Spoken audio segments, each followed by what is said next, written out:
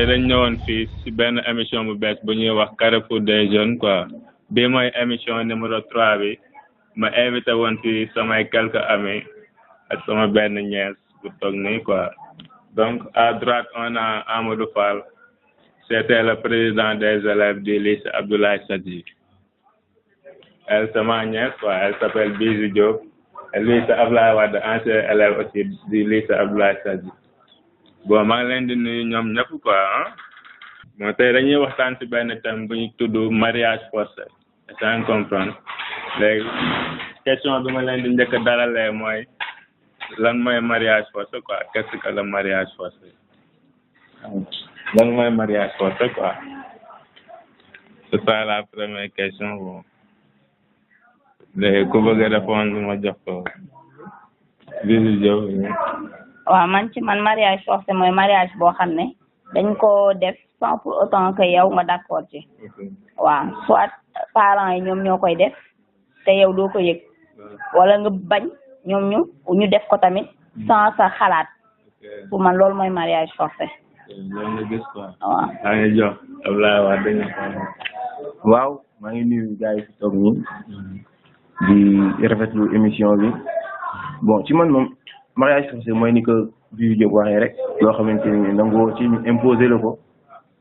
te à la fin da ngay mujj accepter ndax ñi la koy imposer say waajur la ñuy doon donc bon lu ñuy déplorer la ndax ku sañoon mariage moom da nga ci nangu ànd ci mu neex nga dund sa amour affaire de jeune la quoi waaw di rafetlu émission bu baax. waaw dañuy laaj Amadou Fall moom laaj ko lan mooy mariage forcé quoi, c'est quoi le mariage? Bonjour, permettez-moi de me présenter encore une fois. Je me nomme Amadou Fall. Comme mon ami l'a si bien dit, j'ai été élève au lycée Abdoulaye Sadji, en même temps le président du FOSCO en 2011-2012. C'est avec un grand plaisir que je me présente à cette émission dont le thème porte sur le mariage forcé. C'est un thème si intéressant. Je crois que mariage forcé, c'est un mariage non désiré, quoi. C'est-à-dire donner un homme ou une fille à quelqu'un qui n'aime pas. Je crois que c'est ça le mariage forcé, quoi. Comme mes amis l'ont aussi bien dit. Oui, c'est vrai, on va aller sur la deuxième question. Hein? Bon, en général, qu'est-ce qui amène le mariage forcé quoi? C'est dû à quoi, selon vous? En général, lan mooy indi mariage forcé lu bëri ba nga xamante ne day causer yenn affaire yi lan moo koy indi en général mariage forcé? Ouais, bah si j'ai bien compris ta question, en fait, tu demandes en fait quelle est la cause du mariage forcé. Bon, en fait, selon moi, la cause elle est en fait traditionnelle. Bon, on a vécu durant des années, on a remarqué que nos parents souhaitent toujours montrer à leurs enfants qu'ils veulent les encadrer. En fait, ils ne nous laissent pas le choix en fait. Donc, je peux prendre l'exemple en Casamance, une fille de 14 ans, souvent est impliquée à un mariage involontaire, c'est-à-dire on lui impose un mari soit parce que il était l'ami ou le cousin du papa. Donc, on lui demande pas son avis en fait, et deux fois ça s'impose. Dans cette lancée-là, bon, c'est comme ça que je conçois la cause quoi, étant quelque chose de forcé en fait. Quelque chose de forcé. Bon, oui, c'est vrai que des fois aussi loolu mën na ko indi quoi, mën nañ doon cause boo xamante ne tey xam nga peut-être xale bu jigéen bi bëggul kuñ ko may wala ku góor gi aussi bëggul kuñ ko nar a may mais souvent si jigéen ñi lay affaire quoi en général ah dafa naa en bise. mais mën na nekk tamit cause sociale. par exemple tey jii mën nga nekk ci benn famille boo xam ne famille bi elle est démunie. par exemple seen am du bëri. ñu gis koo xam ne day jóge fële. seen doom mën na nekk kenn ku góor koo xam ne peut-être du am benn situation bi. am koo xam ne day nekk fële ñëw am benn situation bi soit des gens leer na ne kii mën na yor seen doom te bu yore seen doom dina leen yoraale mais seen doom du bëgg kooku léegi ñoom buñ koy mayee tey jii ñoom duñu xool intérêt seen doom ñoom seen intérêt la ñuy jiital parce que dañ naan kooku dina leen yor effectivement loolu tamit am na mariage forcé yu bëri yoo xam ne loolu moo ko indi cas financier lay nekk parce que seen bëgg-bëgg la duñu laaj seen doom ndax bëgg na wala bëggul li ñu koy wax mooy yërëmooñu wala bëggooñu te ñoom dañuy fàtte léegi cause yi mën a indil xale bu jigéen bi parce que après loolu mën na indi ay problèmes yu bëri mën na fa créer ay problèmes yu bëri quoi parce que su cas boobu ñëwee rek c'est-à-dire léegi kon foofu mbëggeel amatu fa quoi mais léegi intérêt moo koy am ñoo xam ne cas racial lay nekk tamit mooy problème de race yi kii lii la kii lële la ba tax ne duñ ko may suñu doom parce que ñaani dañuy bëggante léegi kaneen jóge fële ñu ne duñ ko may kii parce que suñu du suñu xeet alors que loolu tamit dañuy jël kaneen koo xam ne seen biir famille lay nekk ñu bëgg ko may par force te seen doom du bëgg kooku problème mu kat yow Amadou Fall xam nga noo gisee kii bi quoi conséquences yi dafa mën ni xam rek Bijou Diop bu nekkoon sama xel moom la use quoi parce que doo xoolee mariage forcé dafa doon benn phénomène boo xam ne bu mu existé yàgg na quoi mën nañu wax dafa féodal te tamit mu doon lu traditionnel sunu maam yi ñoo ko doon def day xool problème bi tamit moom xam moom ñëw na si problème bi lu koy cause bi quoi lu koy indi man rek damay ñëw indi les conséquences quoi les conséquences laa indi parce que tey jii doo jëlee benn jigéen boo xam ne wala benn góor boo xam ne nga may ka quelqu'un boo xam ne nii bëggu ko après mun nañu wax infidélité moo fay am quoi adultère moo fay am et souvent ce sont tamit aussi des grossesses non désirées moo fay am tamit souvent divorce bi day gaaw waaw problème bi daal loolu la quoi et souvent luy indi loolu mooy tamit le problème des castes waaw mu doon benn affaire boo xam ne nii si maam yi la ba léegi mais ba tey jii day moo ngi exister quoi phénomène la boo xam ne nii ba tey day gën a il gagne du terrain quoi mooy kii tey tëgg la du ma ko may sama doom wala kii tey géwél la quoi du ma ko may sama doom te dooy xool ñuy wax ñoo ñëpp si leen gis kaa yoo xam ne leen gis géwél bi maa tëgg bi di nekkee moom loxam diis na duñ si xool yooyu yëpp quoi souvent dañuy wax loolu day fekk loxo bi gàtt quoi mu doon phénomène boo xam ne rek phénomène bu sensible la quoi bu sensible la te day indi yu garaaw parce que souvent da ngay gis ku jigéen ki day dem ku góor gi jox ko boppam dañ ko fiy gis waaw ñu bañ leen maye ku jigéen ki ñëw na ko amul problème dinañ régler situation bi dem jox ko boppam mu doon grossesse yu bëri yooyu la moo ko indi quoi waaw surtout il y a beaucoup de causes quoi il y a beaucoup de causes yoo xamante ne ni mën na ko indi mariage forcé comme lu mel ni des maladies mentales mën na ko indi mën na indi des problèmes de stress genre noonu yëpp mën na ko indi quoi parce que conséquences yi bëri na quoi sans comprendre bon léegi dañuy ñëw ci beneen question bi mooy léegi yan idée lañ mën a jox suñu parents yi tey pour ñoom ñu éviter mariage forcé yan idée lañ mën a teg ñu wax ne lii la par exemple lii ak lii lañ mën a teg pour ñu éviter loolu noonu quoi. waaw Bara en réplique à situation bi nga xamante ni gars yi dañ ko déplorer muy loo xamante ni bu continuer mën na créer ay jéego yu yéeme te kenn ñaanu ko yàlla te avant ma doon terminer sànq sax bëggoon naa joxe benn illustration boo xamante ni je suis l'exemple parfait mooy que ni doon naa doxaan benn xale boo xamante ni papam bon nanguloon ma voilà ma marié gel bi quoi à la fin bon dañ ko may benn cousin boo xamante ni il était au niveau du Fouta mais comme aussi juruma ko j'étais obligé de xam nga ba sama xol ni mu metti lool xam naa ni mën nañ ko jàppee comme conséquence bi frappant ci fait bi bon aussi idée bu ma mën a jox parents yi ci domaine boobu mooy bon ñu xam ni affaire bu révolu la loo xamante ni xel war na ko mën a dépasser te ñu wóolu seen doom xam nga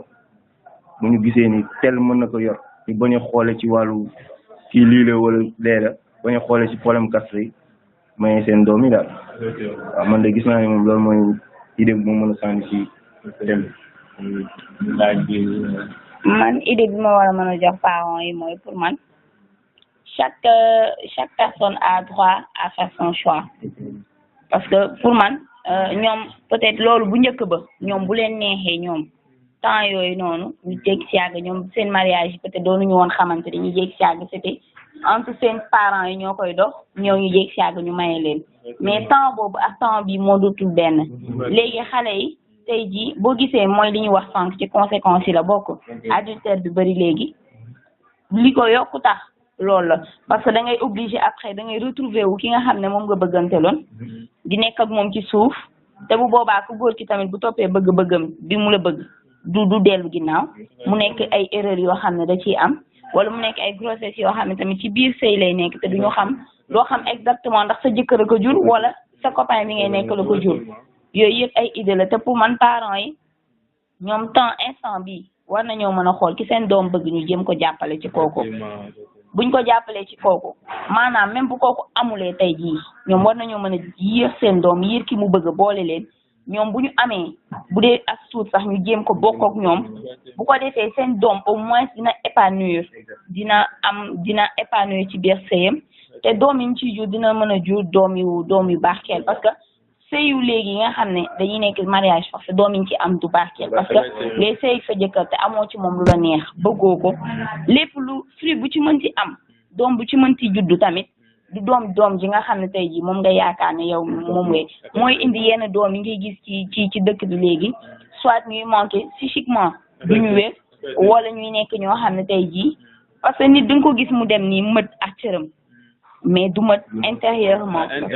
waaw te loolu bëri na fi nit ñi ñu koy wala tey jii ngay gis koo xam ne da ngay gis doom ji ñu naan kii doom ji dafa dof wala kii xel bi dafa gàtt loolu yëpp da koy indi parce que nit ki boo nekkee en état tamit amoo benn épanouissement amoo xol bu sedd nga ëmbee ko stress ëmbee ko naxaar pour man amul mënoo ci am doom bi nga xam ne moom nga bëgg da nga fiy gis tey jii ay doom yoo xam ne tey jii ay doom la yoo xam ne dañ koy am hors mariage ñuy gën fukki yoon doom bi nekk ci biir sëy tu sais pourquoi parce que doom yooyu noonu dañ ça été conçu avec amour parce que ñaari nit yi ko doon sekk tey ji mën naa ne dañoo bëggante bu dee viol amu fa dara amu fa mais quand tu forces une personne à ce que kooku di def loo xam ne neexu ko kon pour man kooku mënu fa jur li nga xam ne moom moo koy gënal te loolu parents yi dañ ci war a bàyyi xel parce que ñoom ñi jàng alxuraan xam nañ carrément li nekk ci biir sëy ak li nekk ci ni ñuy juree doom kon pour man idée boobu parents yi dañ ci war a sukkandiku bu baax xoolaat ko bañ a bàyyi jël seen doom yi ñuy mayee noonu soit parce que kii dafa am wala soit kii du sama nawle yooyu def pour man dafa war a deñ parce que ñun ñëpp ñoo yem ci yàlla amul kenn koo xam ne bi ngay juddu indaale nga alal ku nekk booy juddu ni ngay wàccee noonu ngay wàcce alal da nga koy am soit da lay dab wala nga juddu fekk ko fi kon pour man parents yi loolu daal man ci man sama xel quoi war nañ ko mën a bàyyi ñu xoolaat ko bàyyi seen doom yi tànn ki ñu bëgg ñu jéem leen a jàppale ci loolu. merci beaucoup Bijou Diop. Bon damay laaj Amadou Fall moom léegi yan idée nga mën a wax pour tey ji mariage forcé xam nga mu bañ a bëreeti quoi yan idée ngay jox parents yi tey yow. merci Ba xam naa balaa muy dugg ak kii damay revenir tout en arrière parce que sama waa ji dafa éveillé sama conscience ci un souvenir récent bi Abdoulaye Wade ni parce que yàggul de sortir avec une fille quoi mais booy bi mun naa dañ dawal une semaine mu laaj ma yow loo doon quoi xam nga j'étais tellement choqué waaw mu ne ma yow lan nga quoi parce que man samay parents dañ bañ ñaar quoi dañ bañ géwal ak kii quoi ak tëgg quoi xam nga mu ne ma lan yow la man j'étais tellement choqué ma ne ko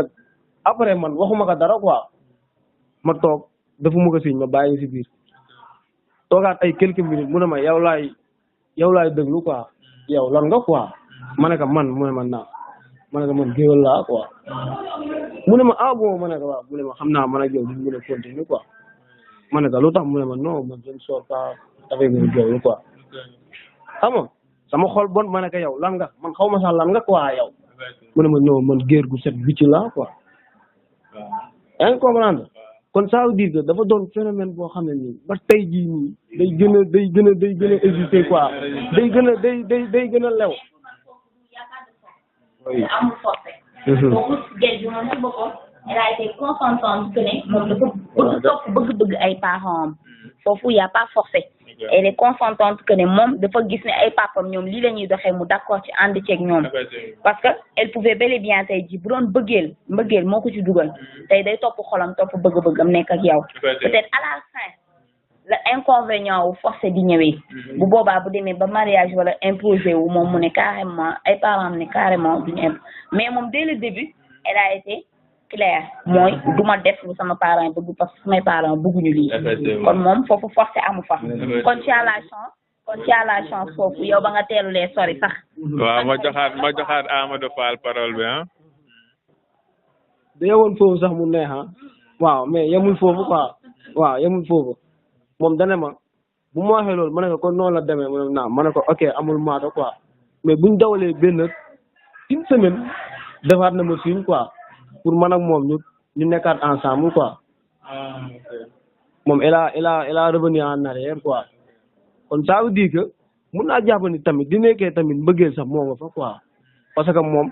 nee na beleen ñun suñu famille bëgguñu lii xam nga dama na tamit ba créer benn problème parce que man bu ma ko doon wax xam nga dama aalu si kawam quoi waaw mais moom elle a revenu en arrière quoi waaw léeg-léeg damay dugg si kii si idée yi quoi pour man phénomène boobu noonu lan moo tax munul pour mu jóge fi day métti quoi parce que doo xoolee suñu parents yi ñu si bëri jànguñu woon quoi fekk l'analphabétisation bi mu fi bëri woon trop yow da ngay doon surtout suñu mbokk pël yi tukulóor yi quoi da ngay doon xale bu ndaw am 3 ans ñu ne la takkal nañ la morso fële kay mooy sa jëkkër yaa ngi comprendre léegi xale bi du demee ba màgg ba xàmmee am benn copain si koñ bi koo xam ne moom lay bëggal ñu may ko ñu bëgg a may benn paa boo xam ne am na 80 ans 85 ans te loolu ba léegi nii day exister quoi ba léegi nii moo ngi exister parce que am na ñoo xam ne loolu seen tradition la doo ko deful di nekkee si famille bi nga nekk defoo ko day lay génn famille bi problème yooyu noonu ba tey moo nekk Sénégal mais pour man loolu lu koy gën a dindi mooy ñu sensibiliser suñu parents yi ñu wax leen newatuñu au 19e siècle nous sommes maintenant au 20e siècle te tey mentalité yi ñu bëri dafa changé gis-gis yi bokkatul xale bu amoon au temps 5 ans ak xale bu am léegi au temps 5 ans bokkul parce que vous savez avec les nouvelles techniques d'information il y a beaucoup de choses yoo xam ne nii xale yi xam nañ ko te mag yu démb yi xamuñu ko woon quoi souvent leen la ñuy wax booy dañu yaruwuñu quoi mais tey jii pour man mënu jël koo xam ne nii xam nga bëgg ko jox en mariage avec quelqu'un koo xam ne nii bëgg ko quoi te xam nañ néegum sëy dafa métti quoi loolum sëy xam nga koo bëggul xaju fa quoi benn instant bi kon donc suñu parents yi ñoom ñooy suñu parents yi quoi dañu war a wax rek ñu def mais tamit nañuy wax loo xam ne nii duñu gaañ parce que man pour man doo sa njaboot doo ko bëggee quoi sa doom war nga ko dugal si loo xam ne nii waroo ko gaañ xam nga ñoo ngi wax chaque jour ni jigéen ñi elles sont matérialistes non da ngay am sa gel mu ñëw toog nga ñëw seet si nga génn mu ne yaayam alma 100 francs mu ne ko am sa far mi te kii la lay jëri mais la fille xam nga il est obligé mu ñëw di demander parce que da nga siy gis ay jigéen ñoo xam ne nii mais sincèrement dañ am ngor quoi gëmuñu loolu gëmuñu xaalis ñoom sax dañuy dindi di la jox mais ils sont poussés par leurs parents il faut que parents yi xam nga ñu revenir à la raison quoi. ok gars yi wax nañ seen xalaat bon man je vois que ne à 90% c'est la faute des parents quoi parce que il faut ñu arrêter affaire matérialiste yi xam nga non ki nga war a nekkal dafa war a doon ñeeño comme man wala dafa war a doon géer comme man yooyu noonu amul sens yaa ngi comprendre tey boo duggee ci jumaa yi ci jàkka yi doo ràññee géwal beeg jàmbi wala tukulóor bi yaa ngi comprendre bon léegi li am solo daal mooy nit ki ku mu bëgg sa doom ku mu bëgg ma léegi dañuy ñëw ci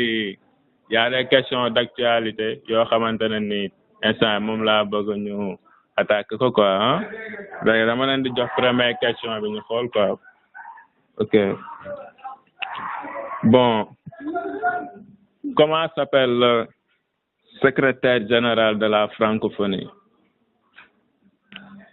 Comment s'appelle le secrétaire général de la francophonie? Mu bàyyi gars yi xam nga ñu jox seen réponse. D'abord mu ngi tudd Abdou Diouf. Abdou Diouf mooy représenté francophonie en France également. Mais aussi jàpp nañ benn date bu ñu war a teewal benn cérémonie à Diamniadio di jëm si wàllu francophonie voilà donc képp kuy suivre wàllu actualité war nga xam ne Abdou Diop mooy secrétaire général francophonie. merci Abdoulaye Wade bon si émission yi lay bokk léegi day am ay question d'actualité yoo xamante ne def si bokk donc damay wax invité yi di ñëw xam nga qu'il se prépare quoi hein qu'il soit cultivé xam nga ñu gëstu quoi hein parce que léegi doonatul thème rek mais dina am ay question d'actualité quoi bon dañuy ñëw si deuxième question bi comment s'appelle le premier président noir d'Afrique du Sud le premier président noir d'Afrique du Sud. Est-ce que Nelson Mandela? Je ne sais même pas. C'est une question d'actualité au moins. Bon, c'est juste que dañu bëgg rek nit ñi di suivre actualité yi parce que léegi xam nga ça concerne tout le monde quoi nit ñi di suivre actualité yi ñu xam li xew ci dëkk bi. Est-ce que tu comprends? Bon, c'est ça quoi. Bon, dañuy demaat ci troisième question bi. Comment s'appelle le président de la Palestine? Le président de la Palestine. Ok. Au Bara, le président de la Palestine s'appelle Mahmoud Abbas. Oui, c'est Mahmoud Abbas qui est le président de la Palestine depuis des années. Hein? Oui, Mahmoud Abbas. Hein? Bon, dañuy demaat ci dernière question bi mooy dans quel pays avait eu lieu la Coupe du Monde 2014? Dans quel pays avait eu lieu la Coupe du Monde de 2014? Amadou Fall, je te donne, tu vas donner ton avis. Oui, Brésil. C'est le Brésil. Ok, c'est le Brésil, ok, gars, bon. Je pense que c'était ça, quoi, xam nga, bii mooy suñu troisième émission, xam nga. Je pense que l'émission tire à sa fin parce que c'est une émission très courte quoi, c'est pas trop long. Bon, l'essentiel c'est que ñu wax li am solo rek xool actualité yi wax tamit oui ñu wax l'essentiel loolu mooy essentiel bi quoi léegi damay laaj léegi sama ñees laaj njëkk laaj moom nan la gisee émission Carrefour Jeune bi parce que moom mu ngi ciy door a participer quoi émission Carrefour Jeune mu ngi door a commencer bi may troisième émission yow nan nga ko gisee quoi. Pour man initiative bu baax la ngay wax ngeen toog ay jeunes war a mën a toog ku nekk di sottante xalaat ngeen di wax seen li nga xam ne moo xew suñu réew mi loo xam ne leer nañu lii bu ci génnoon mën na gën a jëmale réew mi kanam. Pour man émission bi damay ñaan yàlla kañ mu continuer mu gën a avancer ba romb fii bu ko defee suñu yeneen naataango jeunes yi mën cee gën a participer ñi nga xam ne xamuñu ko woon tamit ñu xam ko bu ko defee yëf yi nekk loo xam ne ça sera vraiment loo xam ne day siiw daal populaire loo xam ne tey jii ñëpp dinañ ci mën a jariñu parce que thème yi ñu fiy waxtaanee ak yeneen thèmes yi nga xam ne ñoo war a ñëwaat ak yeneen thèmes yi jàll yëpp benn bu ñëw rek gën a am importance sa moroom te yooyu noonu yëpp ñun ñëpp suñuy jariñ la ñun jeunes yi nga xam ne ñoo nekk instant bi te ñun on est appelé à ce que tey ji ñu yor ay njaboot te bu ñu sañoon tamit suñuy njaboot li nga xam ne ñun moom lañ daj suñuy njaboot bañ ko daj waaw merci beaucoup Bijou Diop maa ngi laaj Abdoulaye Wade moom nan la gisee émission Carrefour Jeune bi mooy sa première émission yaa ngi door a participer bëggoon naa xam yan sentiment nga ci am émission bi. waaw Bara sama participation ci émission bi moom contentement rek laa ci mën a cité te aussi damay profiter ci occasion bi vraiment saluer initiative bi parce que initiative bu nice parce que jeunesse bi instant bi soxla ñu lu dul sensibilisation parce que ñu ci bëri instant bi am na jeunes yoo xamante ni jot ñoo jaar école amuñu lu ci wàllum jàng donc si genre émission médiatique yi dañ mën a jëlee yenn leçons yi en fait et puis aussi bon am na loo xamante ni du n'importe qui mooy am occasion bi en fait c'est-à-dire temps ngeen toog ñuy waxtaan sottante xalaat xam nga mais yëpp pas yëpp di jot ci suñuy expression moyen d'expression la boo xamante ni ñëpp daal mën nañ ci bénéficier daal vraiment initiative bu nice la ñuy ñaan yeneen émission yi ñëw dàq yi nii te liñ ci séntu yëpp nga gis lu xaw sa njort daal donc ngeen ci bëri. merci beaucoup Ablaye Wade bon damay laaj Amadou Fall moom nan la gisee émission Carrefour des jeunes bi mooy émission numéro 3 bi yaa ngi koy door a assister yan sentiment nga ji am. sentiment de fierté parce que bu ma koy wax la comme pour man émission bi du demee nii quoi parce que émission bi vraiment c'est important maa ngi ñëw parce que affaire yi quoi ñu ngi si affaire yi quoi vraiment yaa ngi def ay pour la jeunesse quoi boo gisee comme bu dee œuvre yoo xam ne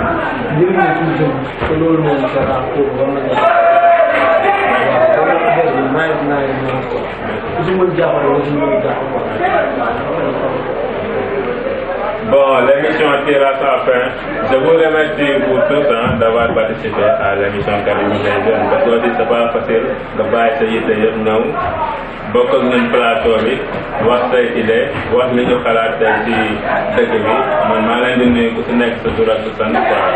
di leen wax ne émission Carrefour des jeunes numéro 4 ça sera samedi lundi bon na ko gars yi xaaraat ci internet bi émission bi aussi na ko gars yi xaar ci internet bi je pense dinaa ko publier lundi maa ngi nuyu équipe bi yëpp maa ngi nuyu Bilal Kane le cameraman maa ngi nuyu Pape Mbow mooy assistant bi quoi je vous salue vous tous vous dire au revoir merci. Ok. Merci.